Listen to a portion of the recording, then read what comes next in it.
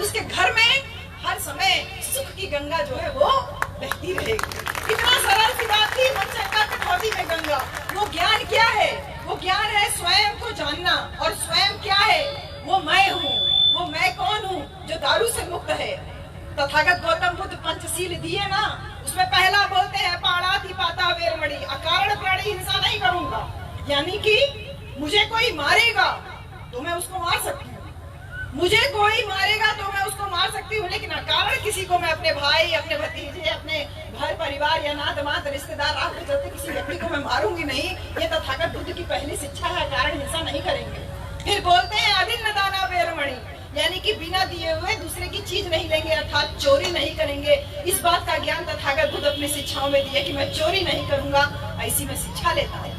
फिर बोले कामे सुमिच्छाचारा वेरमणि, कि मैं व्यभिचार नहीं करूंगा। औरत हो या आदमी, किसी पराये पुरुष की तरफ, अपनी पत्नी या अपने पति को छोड़ के किसी पराये पुरुष की तरफ या स्त्री की तरफ हम गलत नजर से नहीं देखेंगे, ऐसी शिक्षा लेते हैं। मूसा व्यादा वेरमणि, झूठ नहीं बोलेंगे, चुगली नहीं करेंगे, ये शिक्षा लेते हैं। सुरा मेरे मज्जपमादा ठना वेरमणि, कच्ची पक्की शराब नहीं पिएंगे, दारू नशा पान सुरती तंबाकू गुटखा पान मसाला नहीं खाएंगे, ऐसी शिक्षा ग्रहण करते हैं। ये ज्ञान दिया बुद्ध ने, ज्ञान दिया बुद्ध ने। हिंसा नहीं करेंगे, अकारण हिंसा नहीं करेंगे, हिंसा नहीं अकारण हिंसा नहीं करेंगे। मच्छर काटी तो मराई भैया, मच्छर काटेगा तो उसको उड़ा थोड़ी देंगे, जो काटेगा वो मर खाएगा। अकारण हिंसा नहीं करेंगे, चोरी नहीं करेंगे, व्यभिचार नहीं करेंगे, झूठ नहीं बोलेंगे और नशा नहीं करेंगे। इतना छोटा सा ज्ञान आप आदमी लोगों के दिमाग में नहीं जा रहा है? जो संत शिरोमणि कहते हैं मन चंगा तो कठौती में गंगा, तो मन में कौन सा गंगा बहेगी? मन में ज्ञान की गंगा बहेगी। और ये ज्ञान क्या है? स्वयं को जान लीजिए, अपने आप को जान लीजिए। ये मैं जो है, यही भगवान बुद्ध का संदेश था कि मनो पुंबंगमा धम्मा मनो सेठा मनोमया। मन ही सभी चीजों का अगुआ है, सभी बातें मन से उत्पन्न होती हैं, मन ही से सब कुछ उत्पन्न होता है। यानी मन को अगर आप कंट्रोल कर लेते हो तो वो वही खत्म हो जाती है। मन से ही आप सुखी होते हो। बहन जी, साड़ी चाहिए, नई साड़ी चाहिए, ब्याह में जाए के है, आदमी से नई साड़ी पहले भी साड़ी पहन भाई अभी ना पहले शादी है, तब आदमी कहले पैसा ना दो चाहे जहां पैसा लेके हो, पैसा हमके साड़ी चाहिए, नई साड़ी पहले तब पे ब्याह जाए, नहीं तो ना जाए ब्याह में। वो नया साड़ी नहीं लाके देगा तो हम तुरंत नाराज हो जाती है मन से ना। और वही सोच ले कि अरे कौन हमारे घोरे का बियाह है, कौन हमारे लड़का का बियाह है, वो पुरनकी पहन ले तो कौन फर्क पड़ जाए, कौन हमारे ऊपर फोटो कैमरा लगल रही। मन से हुआ ना, मन से सोच लिए तो हम लोग कर लिए। लेकिन आप अपने मन को क्यों नहीं काबू में कर पाते हो भैया? एक दिन दारू पिए बिना नहीं रह सकती हो? हाँ, कितनी छोटी सी बात है। मन चंगा तो कठौती में गंगा। मन से ही भगवान बुद्ध कह रहे हैं सब कुछ उत्पन्न हो रहा है, और आप अपने मन पे कंट्रोल नहीं कर पा रहे हो, एक दिन नहीं कंट्रोल कर पा रहे हो। जब एक दिन नहीं कंट्रोल कर पा रहे हो तो तैयार रहो जो सरकार की, ये मत सोचिए क्योंकि मानवता उनके रजिस्टर में है ही नहीं। मानवता तो सिखाई तथागत गौतम बुद्ध ने। जब तथागत बुद्ध कहते हैं न जच्चा वसलो होती न जच्चा होती ब्राह्मणों, कमन्ना वसलो होती कमन्ना होती ब्राह्मणों, यानी न जच्चा वसलो होती, न जन्म से कोई चांडाल होता है, न जन्म से कोई ब्राह्मण। तथागत बुद्ध ने कहा, और उसी बुद्ध की बात को संत शिरोमणि गुरु रविदास बोलते हैं कि पूजिए, कि मत पूजिए ब्राह्मण जो होवे गुण ज्ञानहीन, और पूजिए चरण चांडाल को जो होवे गुण ज्ञान प्रवीण। और ये भी बात आगे संत शिरोमणि गुरु रविदास बोलते हैं कि ऊंच नीच कुछ नहीं होता है, ऊंच नीच कुछ नहीं होता है, ये सिर्फ आपकी जो है ऊंचे। रविदास कहते हैं कि रविदास जन्म के कारण होत न को नीच, नर को नीच कर डाली है ओछे कर्म की कीच। यानी जन्म से कोई ऊंचा नीचा नहीं पैदा होता है। सब समाज के लोग बैठे हैं, मैं सबको संदेश दे रही हूँ संत शिरोमणि गुरु रविदास का। वो कहते हैं कि जन्म से कोई ऊंचा नीचा नहीं होता है। बहन जी, ये आदमी जो हमको आज ये 5 मीटर साड़ी में लपेट करके सर पे पल्ला रखना सिखाते हैं, ये हमारे पैदा किए हुए, हम इनको पैदा करते हैं। उसी जगह से आप पैदा होते हैं, उसी जगह से हम पैदा होते हैं, लेकिन हम तुम्हारे ऊपर कभी शासन नहीं करते। तुम हमको कितना दबाने की कोशिश करते हो, फिर भी हम तुम्हारी बात मानते रहते हैं। रविदास कह रहे हैं कि जन्म से कोई ऊंचा नहीं होता, कोई नीचा नहीं होता। रविदास जी यही कह रहे हैं। कि जन्म से कोई ब्राह्मण नहीं होता है, जन्म से कोई नीच नहीं होता है। वो कहते हैं नर को नीच कर डालती है। अरे ओछे कर्म की कीच, ऐसे दारू पी पी के घूमोगे तो बाहर वाले तो चमरोटियों वाला न बोलेंगे। हाँ देखो बोल रही है, एकदम पौवा बोल रहा है जबरदस्त तरीके से, एकदम जबरदस्त तरीके से बोलता है पौवा, एकदम। वो जयंतियों में तो खूब और अच्छे तरीके से बोलता है। नर को नीच कर डालती है ओछे कर्म की कीच। आपका कर्म जैसा होगा आपका निर्धारण उसी प्रकार से होता है। ये तो वर्ण व्यवस्था बनाई है कुछ तथाकथित लोगों ने, उसकी वजह से ऊंच नीच है। नहीं तो जो बुद्ध का संदेश था, का संदेश था कि आपको आपके कर्म है जो ऊंच और नीचे बनाते हैं। सोचिए उस समय पे, आज से 644 साल पहले, उस व्यवस्था का हिस्सा बनारस में इनके साथ में संत कबीर भी पैदा हुए, इन्हीं के साथ में वो भी पले बड़े। और दोनों संतों ने मिल करके, संत शिरोमणि गुरु रविदास महाराज और संत कबीर, दोनों लोगों ने मिल करके बनारस में अंधविश्वास पाखंड के खिलाफ कितना जबरदस्त नारा बुलंद किया। सोच करके देखिए, आपके पास तो आज संविधान है, आप कहीं पे भी चौराहे सट्टी पे खड़े होकर के नारा लगा सकते हो। उस समय ऐसी व्यवस्था में रह करके उसके बीच में अंधविश्वास पाखंडवाद के खिलाफ बोलते हैं। संत कबीर बोलते हैं कि अगर पाथर पूजे हरि मिले तो मैं पूजू पहाड़, अगर पत्थर पूजने से भगवान मिलता तो मैं पहाड़ पूजता, और घर की चकिया को न पूजे जाको पीसा न खाक। घर की चकिया कोई नहीं पूजता है, जिसमें पहले चक्की में ही तो आटा पीसता था, अभी तो मशीन पे जाता है पिसाने, तो वो चकिया भी तो पत्थरे का ना बनी है बहन जी। एक जगह पत्थर पे कोई कुकुर भी मूत के चला जाएगा तो लगेगा कोई देवता है, आप जाकर के उसको फूल चढ़ा के चले आओगे। हाँ, और दूसरी जगह घर की चाकी जिसका पीसा हुआ खाते हो, उसकी कोई पूजा नहीं करता। दो महान पुरुषों ने आपके समाज में पैदा हुए और अंधविश्वास कुरीतियों पाखंड पे खुलेआम इन लोगों ने बोला, और बोला तो आंखें खोलो, आंखें खोलो मेरे प्यारे भाई लोग, आंखें बंद करके मत बैठो। वो हर एक व्यवस्था जो तुमको गुलाम बनाती है उसके खिलाफ बोलने का काम किया। संत शिरोमणि गुरु रविदास महाराज ने कहा, चर्म मांस अरु रक्त का तन का बना आकार, अरे नजर पसारे देख लो सारा जगत चमार। ये शरीर किसका बना हुआ है? चर्म यानी चमड़े का, चमड़े के नीचे मांस होता है ना बहन जी, चर्म मांस और रक्त, शरीर में खून बह रहा है, अस्थि मज्जा अस्थि है, हड्डी है, चर्म मांस और रक्त का तन का बना आकार। ये शरीर चमड़ा मांस और रक्त से मिल करके बनता है। अरे नजर पसारे देख लो सारा जगत जमार। क्या बात करते हैं संत शिरोमणि गुरु रविदास। वो कहते हैं हर व्यक्ति, हर जाति का व्यक्ति, हर धर्म का व्यक्ति, कोई भी किसी भी जाति धर्म का हो, वो चमड़ा मांस और रक्त से ही तो बना होता है। तो आप एक चमार को क्यों जो है इतना नीचा मान करके चलते हो, सीधा सीधा प्रहार करते हैं। और वो ये कहते हैं कि राम और कृष्ण या फिर राम और रहीम, यानी कि हिंदू और मुसलमान में कोई भेद नहीं है। वो कहते हैं कि कोई भेद नहीं है। वो बोलते हैं कि हिंदू तुरक नहीं कछु भेदा, सब में एक ही रक्त और मासा। जैसे वो कहते हैं चमड़े मांस और रक्त से तन का बना आकार, नजर पसारे देख लो सारा जगत जमार, वैसे बोलते हैं हिंदू तुरक में, यानी हिंदू तुरक यानी हिंदू और मुसलमान में या किसी और जाति बिरादरी में कोई अंतर नहीं होता है। क्यों? क्योंकि सभी में एक ही रक्त और एक ही मांस चलता है, यानी कि सब में मांस और रक्त बहता है। आपको खून की जरूरत हो मेरे भाई, तो आप कभी भी खून देने वाले की जाति बिरादरी धर्म नहीं देखते हो। खून की जरूरत होती है तो आदमी केवल A positive, B positive, O positive, O negative, A B positive, खाली खून का ग्रुप ढूंढते हो कि भैया एक बोतल खून मिल जाए, हमारे सगे संबंधी को खून की जरूरत है। तो जब खून बनाने वाले ने भेद नहीं किया तो तुम और कौन होते हैं भेद करने वाले? ये बात संत शिरोमणि गुरु रविदास महाराज पूरे समाज को, पूरे दुनिया को, पूरे देश को ये कह करके जाते हैं कि जो लोग अपने आप को दम मारते हैं कि हम बड़ी ऊंची जाति के, ऊंचे धर्म के हैं, उसमें सीधा सीधा प्रहार करके संत शिरोमणि गुरु रविदास महाराज कहते हैं कि हिंदू तुरक नहीं कछु भेदा, सब में एक ही रक्त और मासा, अरे दो एक दूजा नाही पेखियो सोई रदासा। यानी कि दोनों एक ही भगवान की पूजा करते हैं, दोनों एक ही भगवान की पूजा करते हैं। एक अल्लाह के नाम से पूजा करता है, एक ईश्वर के नाम से पूजा करता है। संत रविदास इन दोनों में कोई भी अंतर नहीं मानते। सोच के देखिए कि वो कैसी व्यवस्था थी उस समय। हमारे संत शिरोमणि गुरु रविदास महाराज ने कितनी जबरदस्त तरीके से इस बात पे चोट किया और कहा कि तुम अगर अपने मन पे काबू पालो तो तुम्हारे घर में कठौती में गंगा बह सकती है। और उसको आगे उन्होंने ये कहते हुए कहा कि मन ही पूजा, मन ही धूप, मन ही सेऊ सहज स्वरूप। मन से ही धूप है और मन से ही छाव है। औरत सोच ले कि साड़ी पुरानी है तो क्या हुआ, वहाँ तो हम पहली बार जा रहे हैं ना, हम पहन ले पुरानी साड़ी, कोई फर्क नहीं। वो पुरानी साड़ी पहन के चली जाती है, घर में कलह होने से बच जाता है। आदमी दारू पीने के पहले एक बार सोच ले कि 100 रुपए से मैं आधा किलो सेब अपने बच्चे को आज खिला दूं तो कितनी अच्छी बात है।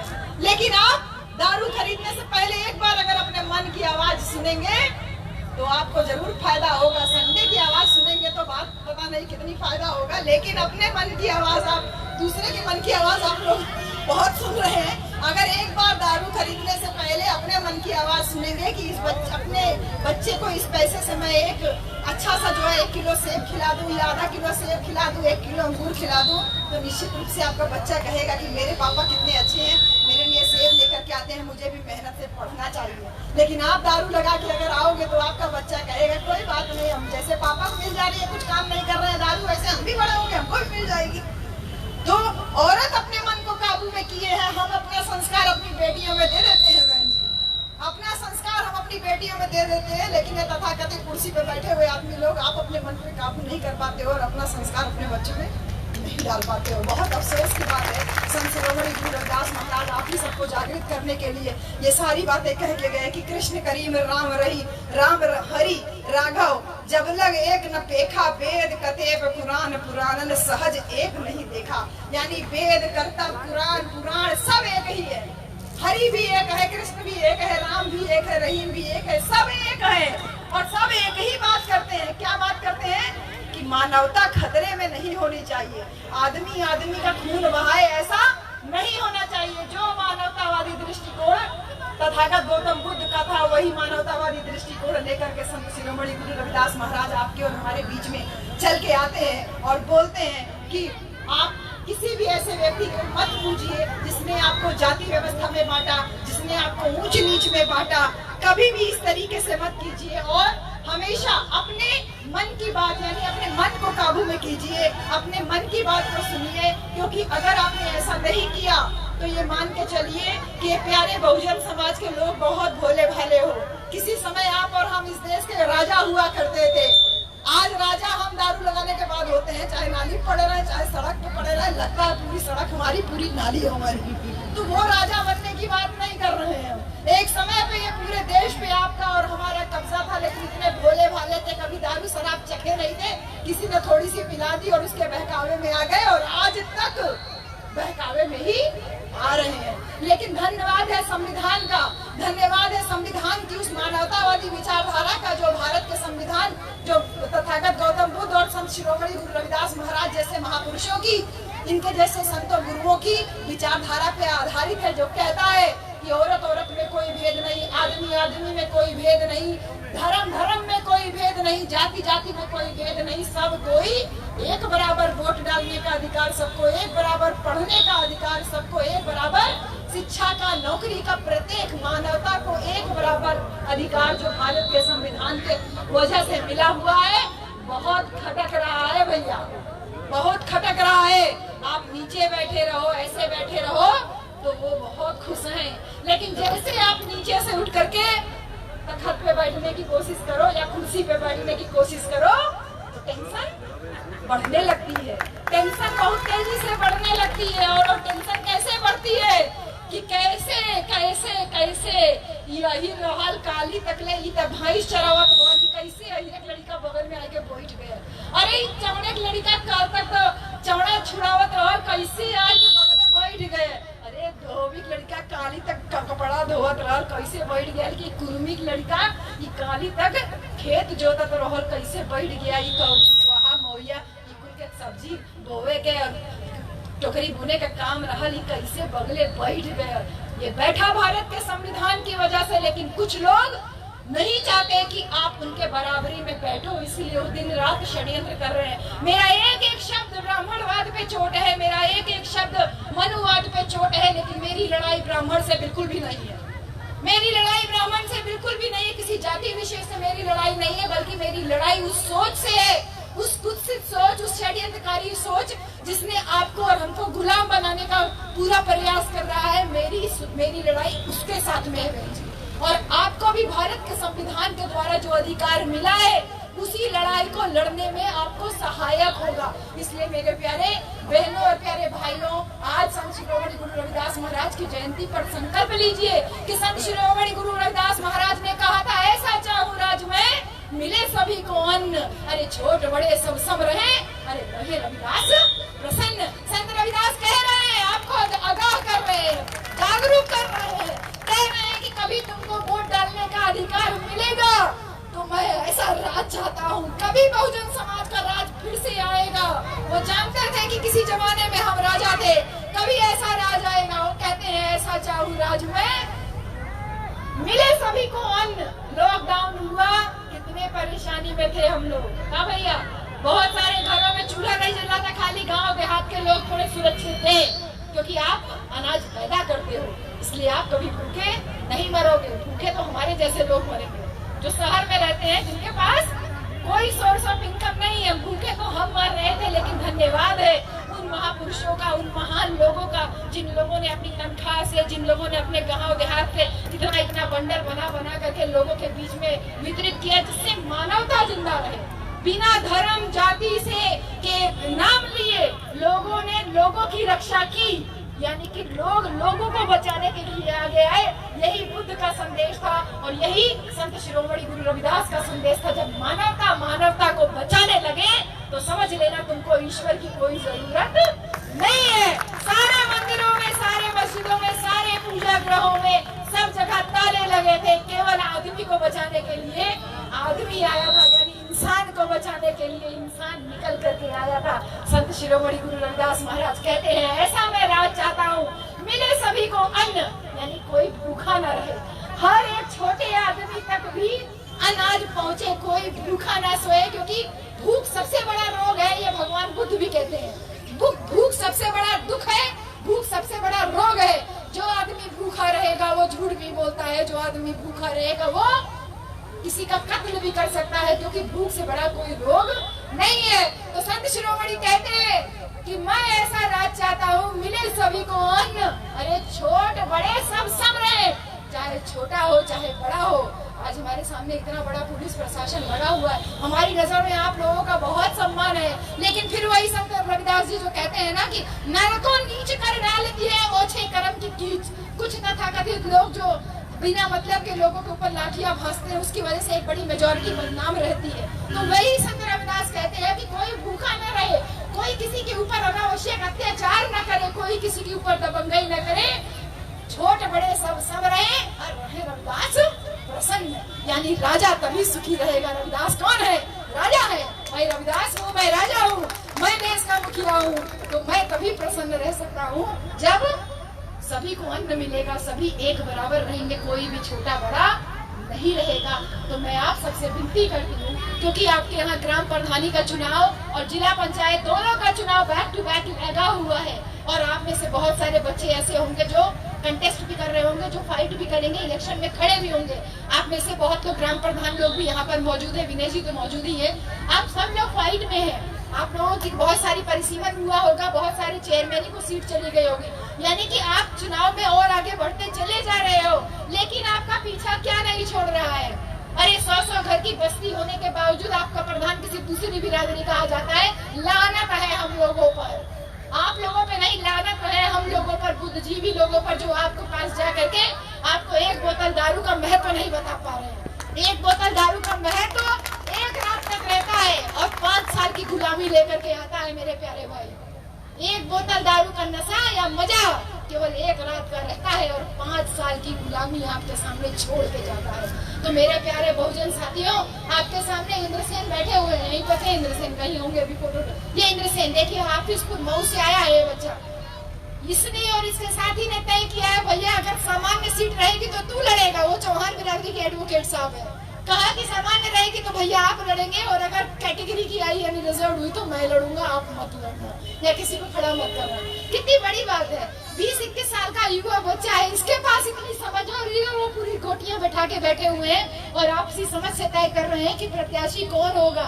तो आप लोग तो उनसे ज्यादा समझदार हो, बड़े हो।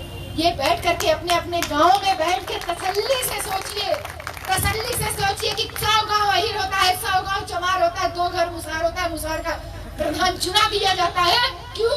क्योंकि बाकी के जो 150 घर हैं वो तथाकथित ऊंची जाति के लोग हैं और वो कहते हैं अच्छा चमारे करो घर प्रधान बनावे के, अहिरे करो घर प्रधान बनावे के, ता अहिर और चमार दुआई से लग ताकत रह जाइए और 2 घर के जो मुसार जिताए के बैठा दिए तोरी खोपड़ी में, कहा कि उनके तो पता ही ना बा, उनका संख्या इतनी कम बाकी उनके पता ही नहीं के बाकी उनका का अधिकार है का नहीं है। जो उनके घर में हरवाही कर रहा है उसको बैठा दिए और पीछे से पूरा काम खुद कर रहे हैं। सावधान हो जाइए इस मानसिकता से मेरे प्यारे भाइयों।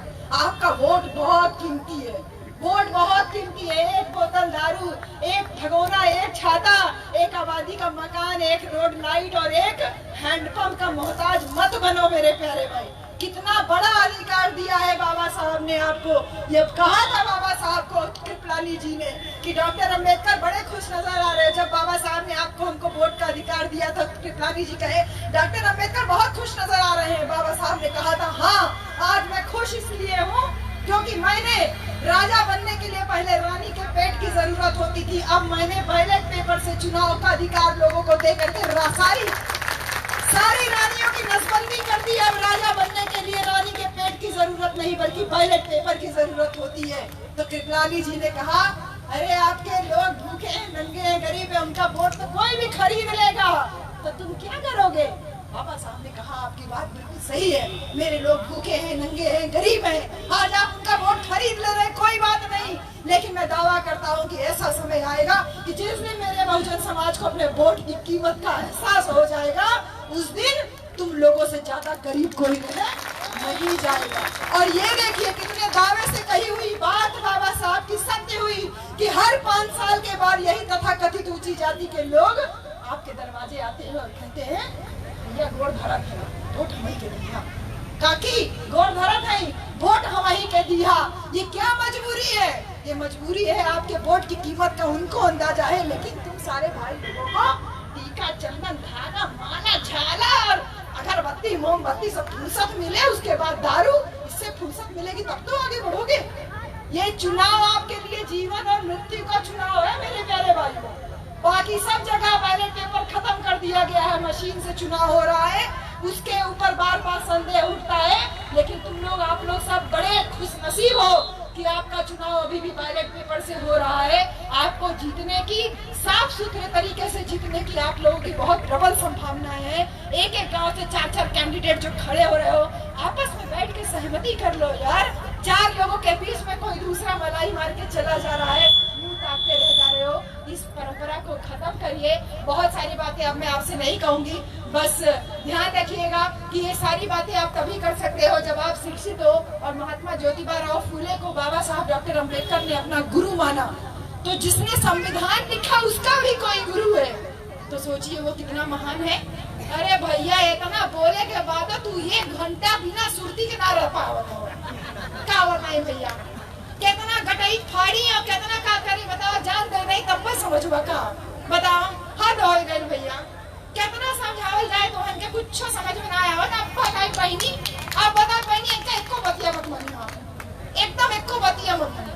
अभी आजमगढ़ से आ रहे हैं, आजमगढ़ में एक प्रकाश भैया है, वो बार बार कहते थे मेरी बीवी सिंदूर लगाना नहीं छोड़ती, मैं बहुत परेशान हूँ। भगवान बुद्ध की तो पूजा करती है लेकिन सिंदूर बिंदी लगाना नहीं छोड़ती, दीदी समझाइए। हमने कहा वो छोड़ दे, छोड़ दिया। उनकी वाइफ ने, जो हमारी भाभी हम लोग उनको बोलते हैं, उन्होंने छोड़ दिया। अभी 15 दिन पहले आजमगढ़ में उन भाभी से मुलाकात हुई तो वो बिना सिंदूर के लगाई थी। सब लोगों ने सामने भैया ने कहा, प्रकाश भैया ने, कि बहन जी मैं सबको बहुत खुशी के साथ बता रहा हूँ कि मेरी पत्नी ने सिंदूर लगाना बंद कर दिया। हमने लोगों ने ताली बजाई कि भैया बहुत क्रांतिकारी काम किया, उस औरत ने सिंदूर और बिंदी लगाना बंद कर दिया। लेकिन उनकी पत्नी ने एक बात कही कि दीदी इनके कहने पे मैंने सिंदूर लगाना बंद कर दिया, मेरे कहने पर ये सुर्ती खाना छोड़। कितनी सही बात है। मन चंगा तो कटौती में गंगा। आपका मन चंगा है, आपने अपनी बीवी को समझाने की कोशिश की, बीवी समझ गई, लेकिन बीवी की समझ तो आपकी समझ से कहीं ज्यादा आगे है। का भाई, जहाँ ही 100 रुपया कमा के आवे ना 10 रुपया हमारे पॉकेट में ऐसा थोड़ी चोरी से पहुंच जाला। इनसे तो समझदार हमन होइबे करी ना बहन जी। तब हमारे ज्ञान की गंगा जब प्रवाहित होगी तो हम ये भी तो कहेंगे कि जो तुमको नुकसान कर रहा है तुम भी तो छोड़ो।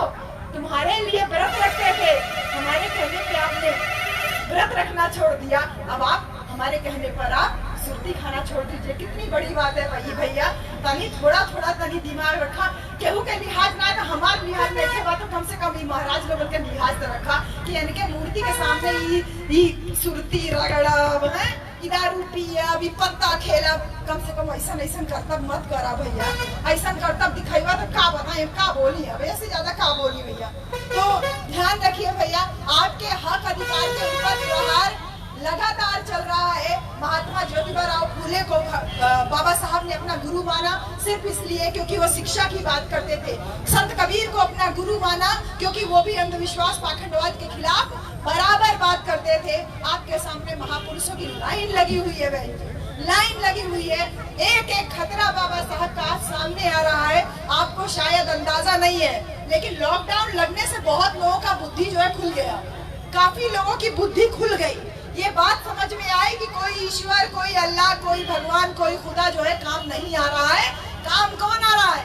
आदमी ही आदमी के काम आ रहा है। लेकिन लॉकडाउन फिर से जो है खुल गया और सब कुछ चालू हो गया। तो भैया देखा कितना बढ़िया टीका लगा के खोपड़ी चश्मा लगा के बैठा रहो ना, फिर शुरू हो गया तावा जामा, शुरू हो गया तावा जामा। भगवान बुद्ध ने कहा बुद्धि खोलो, संत रविदास ने कहा बुद्धि खोलो, बाबा साहब ने कहा शिक्षा का अधिकार दे रहे हैं, बुद्धि खोलो। और बुद्धि नहीं खोलोगे तो बाबा जी का ढुल्लू बोला जाता है ना, उसके लिए आप तैयार रहिए, क्योंकि सारे हक अधिकार एक एक करके खत्म किए जा रहे हैं। सबसे बड़ा प्रहार तो शिक्षा के ऊपर हुआ है। साल भर से स्कूल कॉलेज तो बंद है ही है, केवल साल भर की बात नहीं है, ये तो कोरोना की वजह से विद्यालय बंद है। लेकिन उससे पहले भी आप देख लीजिए सरकारी विद्यालयों में जहाँ से पढ़ करके हम लोग आगे आए, यहाँ पुलिस प्रशासन के बहुत सारे साथियों में, जितने बुजुर्ग साथी यहाँ बैठे हैं, आप लोग बहुत सारे लोग प्राइमरी स्कूल से ही पढ़ के निकले होंगे। लेकिन आज प्राइमरी स्कूल में शिक्षा के नाम पे देखा जाए तो खाली मिड डे मील खिलाया जा रहा है, खिचड़ी तहरी और दलिया खिलाया जा रहा है। तो शिक्षा को तो खत्म करने का प्रयास किया ही जा रहा है ना। जिस जगह से पढ़ के डीएम अफसर कलेक्टर निकलते थे, अब उस जगह बच्चे थरिया कटोरा लोटा लेकर के तैयार दे, हम दे दा, हम दे दा, हम दे दा। वो लेकर के जो घर में लड़का खाता नहीं खिचड़ी, वो जाकर के विद्यालय में खिचड़ी खाने के लिए लाइन लगाया रहता है। कैसे मनोबल ऊंचा करोगे बच्चों का? एक एक करके अधिकार खत्म किया जा रहा है। नौकरियों में आरक्षण तो खत्म लगभग कर ही दिया गया, कुछ दिखाने के लिए चीजें चल रही है। लेकिन सबसे बड़ा जो एक प्रहार किया जा रहा है कि जो लोग ये कहते थे कि हम लोग आरक्षण के दम पे नौकरी पाए हैं, हमको आरक्षण की वजह से नौकरी मिली है, नहीं तो हमारे अंदर कोई योग्यता नहीं है, बार बार कहा जाता है। क्यों बेटा ऐसे बोलते हैं ना, ये तो कोटे से आया है, इन लोगों को कहा कोटा नहीं होता तो कहाँ से आते हैं? जितने नौकरी पेशा लोग हैं या विद्यालयों में भी तुम लोग देखते होगे बेटा, कहते हैं कोटा था तो ये आ गया, नहीं तो इनके जैसे लड़का के एडमिशन कहीं मिल पाओ। ये जो चल रहा है, कोटे के ऊपर बार बार प्रहार होता था, खुलेआम आप देख लीजिए। अभी सरकार ने 3 या 9 लोगों की भर्ती की है और अभी शायद 70-80 लोगों की भर्ती बैकडोर से की जा रही है। लेटरल एंट्री के नाम पे IAS अधिकारी भर्ती किए जा रहे हैं। आपका बच्चा इलाहाबाद, बनारस, लखनऊ और कहाँ जा करके आप उसको 2000-2500 महीना भेज करके आप उसको IAS PCS की तैयारी कर रहे हैं और यहाँ बैकडोर से अधिकारी नियुक्त किए जा रहे हैं। कितना लड़ोगे इस व्यवस्था से? इस व्यवस्था से लड़ने के लिए ये लगाए रहोगे तो कैसे लड़ पाओगे? इस व्यवस्था से लड़ने के लिए बहुत मजबूती चाहिए और उस मजबूती की शुरुआत आप आदमी लोगों को करनी है। अपने जीन्स को खराब मत कीजिए दारू के नशे में। जब आप दारू पी लेते हो, आउट ऑफ सेंस हो जाते हो, आपको होश आवास नहीं रहता है। वही जीन्स लेकर के अगर आपका बच्चा पैदा होता है तो उसके अंदर कैसे मनोबल ऊंचा होगा? मेरे प्यारे भाई, इस बात को समझिए मेरे प्यारे बच्चों। हमें बहुत अफसोस है, हम अपने आप को गुनहगार आप लोगों का मानते हैं कि हम आपके लिए भारत के संविधान तक को नहीं छोड़ के जा पाएंगे। अगर ऐसी व्यवस्था चलती रही, ऐसी व्यवस्था चलती रही तो हम तुम्हारे हक अधिकार को छीन लेंगे। जिम्मेदार हम होंगे बेटा, हम, क्योंकि हम आपके लिए कुछ नहीं कर पा रहे, क्योंकि आपके पेरेंट्स हमारा साथ नहीं दे रहे हैं और एक एक करके हक खत्म हो जाएगा। ना तुम पढ़ पाओगे, नौकरी तो बहुत दूर की बात है। इसलिए आज महापुरुष की जयंती पे इन्होंने कहा कि ऐसा चाहूं राज में मिले सभी को अन्न, छोट बड़े सब सम रहे रविदास प्रसन्न। संत शिरोमणि गुरु रविदास का जो संकल्पना थी बेगमपुरा, बेगमपुरा का मतलब जहाँ कोई दुखी ना हो, जहाँ कोई दुखी ना हो, वही संकल्पना तथागत गौतम बुद्ध की थी। वो एक ऐसा राज्य चाहते थे जहाँ पे सब लोग मानवतावादी हो, एक दूसरे के बराबर हो। उसी संकल्पना को लेकर के संत शिरोमणि गुरु रविदास ने बेगमपुरा शहर की स्थापना। बेगमपुरा शहर का मतलब है कि पूरा भारत यानी पूरा विश्व जो है वो बेगमपुरा हो, बिना गम के हो, कोई भी दुखी ना हो, कोई एक दूसरे से रोटी ना छीने, कोई किसी के ऊपर अत्याचार ना करे, ऐसी विचारधारा वाले संत शिरोमणि गुरु रविदास महाराज की जयंती पे आज सबको नमन, उनको नमन और आप सबको ढेर सारी मंगल कामनाएं। मैं अब अपनी बात इसी बात के साथ समाप्त करूंगी कि आपको अधिकार 5 साल में एक बार मिलता है वोट डालने का, और उस एक वोट की कीमत शायद आप कभी समझ नहीं पाओगे, तभी समझ पाओगे जब आप अपने आप को ये महसूस करो कि तुमको गुलाम बनाया जा रहा है साजिश के साथ में, एक षड्यंत्र के तहत आपको गुलाम बनाया जा रहा है। इसलिए ये ध्यान रखिएगा कि वो किसी चीज से नहीं डरता बहन जी। आपको देवी भवानी भूत पिशाच नर किससे आपको डराया जाता है, लेकिन वास्तविकता में जो मनुवादी लोग हैं वो ना भूत पिशाच से डरते हैं, ना किसी चीज से नहीं डरते। वो डरते हैं केवल आपको हक अधिकार देने से कि ये कहीं हक अधिकार पा गया तो ये हमारे बगल में ऐसे बैठने लगेगा, साफ सुथरा कपड़ा पहनने लगेगा। केवल इस बात का खतरा है, और इस खतरे को आप मेंटेन रख सकते हैं, इस खतरे को मेंटेन आप रख सकते हैं। जो आपको वोट का अधिकार मिला है, इसको साझा तरीके से मिलजुल करके। गाजीपुर में मैंने आने की शपथ ली थी। एक समय ऐसा भी था, आज से 5-6 साल पहले की बात है, एक समय ऐसा भी था कि यहाँ के कुशवाहा लोगों ने मुझे बुलाया था और उन्होंने साफ साफ मना कर दिया था मुझे कि आप बाबा साहब पे कुछ नहीं बोलेंगी, और आप बाकी सब पे बोलिए, भगवान बुद्ध पे बोलिए, किसी पे बोलिए, लेकिन आप बाबा साहब के ऊपर एक लाइन नहीं बोलेंगी। हमने कहा जिसकी वजह से आपको यहाँ जयंती मनाने का अवसर मिल रहा है। सम्राट अशोक की लाट रखी थी, सारे प्रतीक लगे थे भारत के। जो लाट, जिसने सम्राट अशोक की लाट को भारत का राष्ट्रीय स्तंभ बनवाया, अगर आपको उसका नाम लेने से परहेज है तो मैं ऐसे कार्यक्रम में नहीं आ सकती। 5 साल पहले मैंने प्रतिज्ञा ली थी कि मैं गाजीपुर में कभी कार्यक्रम नहीं दूंगी, लेकिन आज मुझे देख करके बहुत खुशी हो रही है कि मुझे जो सबसे पहला सम्मान दिया था वो क्या नाम था, योगेंद्र कुशवाहा जी ने मुझे सम्मान दिया। मैं बहुत धन्यवाद देती हूँ आपका कि आप इन सब चीजों को आप लोग समझ रहे हैं। बहुत सारे यहाँ पर यादव भाई आए हुए हैं, आप भी बहुत तेजी से तरक्की कर रहे हैं, आपके बच्चे आगे आ रहे हैं। लोगों के बीच में धारणा बनाई जा रही है कि ओबीसी में तो सारा अहिर ले जाता है और शेड्यूल कास्ट में सारा चमार ले जाता है। खड़े होकर जवाब दीजिए, अहिर पढ़ रहा है इसलिए आगे बढ़ रहा है, चमार पढ़ रहा है इसलिए आगे बढ़ रहा है। तुम भी अपनी जाति को पढ़ाओ और आगे बढ़ाओ। किसी ने रोका थोड़ी है, किसी ने रोका थोड़ी है। अगर कुर्मी पढ़ेगा तो कुर्मी आगे बढ़ेगा, निषाद केवट पढ़ेगा तो आगे बढ़ेगा। यादव पढ़ रहा है तो यादव बढ़ रहा है, इसमें कौन सी बड़ी बात है। इसलिए जो लोग आपस में फूट डालने का कोशिश कर रहे हैं उनको इस बारे वाले अपने प्रधानी और जिला पंचायती चुनाव में मुंहतोड़ जवाब दीजिए कि ओबीसी और एससी अलग अलग नहीं है, चमार और अहिर अलग अलग नहीं है, ये मौर्या कुशवाहा और जो लोहार सुनार कहार अलग अलग नहीं है। हम सब बहुजन समाज, हम सब इकट्ठा एकता बना करके एक अपना वोट का इस्तेमाल करके इस बार अपना प्रधान चुनेंगे, इस बार अपना जिला पंचायत चुनेंगे और इस बार अपना जिला पंचायत अध्यक्ष चुनेंगे। यही उस बेगमपुरा की संकल्पना, जो संत शिरोमणि की संकल्पना थी, जो उनकी सोच थी, उसको आगे बढ़ाने में आपका और हमारा यही योगदान हो सकता है। बहुत धन्यवाद है इन सारी महिलाओं को जो अपने बच्चों के साथ में आज जयंती पे बाहर निकली है। बहन जी, मेरी बात अगर समझ में आ रही हो आपको तो इस बात को प्रतिज्ञा लेकर के जाइएगा कि अगर तो के पूजे के है तो के व्रत रखे के है तो चांद देख के पूर्णिमा वाले दिन आप व्रत रखिए, कोनो टेंशन नहीं बाबे, कोनो टेंशन नहीं के बाप। चांद देख के पूर्णिमा वाले दिन व्रत रखिए, संत शिरोमणि गुरु रविदास की जयंती पे व्रत रखिए, बुद्ध पूर्णिमा पे व्रत रखिए, बाबा साहब की जयंती आएगी उस पे व्रत रखिए। हमारे बहुजन समाज में एक बढ़कर एक रोज भूखना चाहे आप रोज भूखिए। एक महापुरुष जो है पैदा हुए हमारे बहुजन समाज में, लेकिन अब किसी उस व्यवस्था का हिस्सा मत बनिए जिसने आपको और हमको गुलाम बना के रखा। हमारी औरतें कभी सर नहीं ढकती थी बहन जी, हम आदमियों की तरह ही आजाद थे, लेकिन कुछ लोगों ने षड्यंत्र करके खड़यंत्र करके हमको सर पे पल्ला डलवा दिया, हमको लिपस्टिक काजल बिंदी गले में हाथ पे सब करके तामझाम करके हमको गुलाम बनाया। लेकिन हमने गुलामी तोड़ी। देखिए हम आजाद हो की गाड़ी मैं चला के लाई हूँ आजमगढ़, हम चला के आए गाड़ी आजमगढ़ से यहाँ पर। हमने तोड़ी, हमने गाड़ी चलाना सीखा, हमने पति को अपने गाड़ी चलाना सिखाया। पति को गाड़ी चलाना नहीं आता था, इनको ट्रेन की ट्रेनर मैं ही हूँ। ये आजादी थी ना, ये आजादी थी, हमारे पेरेंट्स ने आजादी दी और फिर हमने अपनी जिंदगी को अपने शर्त पे जिया। और आज हम इस बात को आप लोगों से शेयर करके मुझे बहुत खुशी हो रही है कि हम दोनों पति पत्नी, वैसे तो आपको पता ही है कि हम लोग अपना पूरा समय, अपना पूरा नौकरी, पैसा, रुपया सब कुछ हमने बहुजन समाज के नाम कर दिया। हमें अपने नाम पे कुछ नहीं रखना है, कभी भी कुछ भी घर मकान नहीं बनाना है, कुछ भी अपने नाम पे नहीं रखना है, तो हमें किसी चीज का भय नहीं है। तो जो बेगमपुरा की संकल्पना तथागत गौतम बुद्ध की थी, संत शिरोमणि गुरु रविदास की थी, उसमें एक कदम हम दोनों आगे बढ़ा रहे हैं कि हम धीरे धीरे अपना सहयोग लोगों तक पहुंचा रहे हैं। जितने भी ओबीसी जाति के यहाँ लोग बैठे हैं, आप लोग इन बातों को समझिए कि अगर आप अब भी बाबा साहब को लेकर के आगे नहीं बढ़ेंगे तो संविधान खत्म, संविधान खत्म। तो भैया अहिर वापस भैंस चराई, कुशवाहा वापस हुए, सब्जी उगाई, चमार हुए वापस चमड़ा छुड़ाई, सब अपनी अपनी जाति के पैसे में चले जाओगे। क्योंकि आग लगेगी तेरे घर तक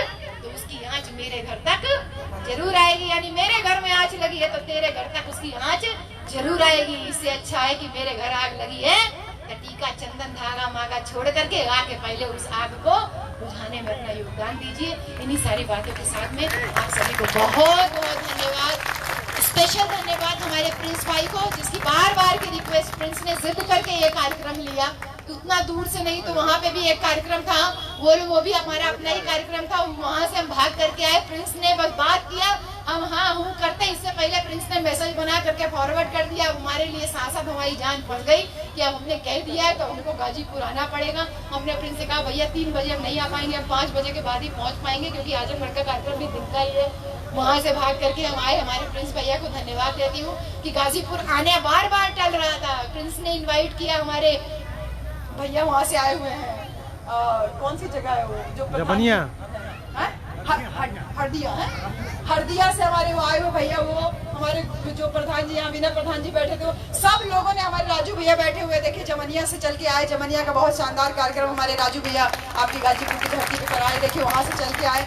सब लोग बारी बारी से प्रयास किया कि मैं किसी तरीके से गाजीपुर आ जाऊँ, लेकिन हो ही नहीं पा रहा था। लेकिन फाइनली प्रिंस जी को धन्यवाद देती हूँ कि एक कार्यक्रम के ही बहाने सही, लेकिन आप सब लोगों से मिलने का मौका मिला।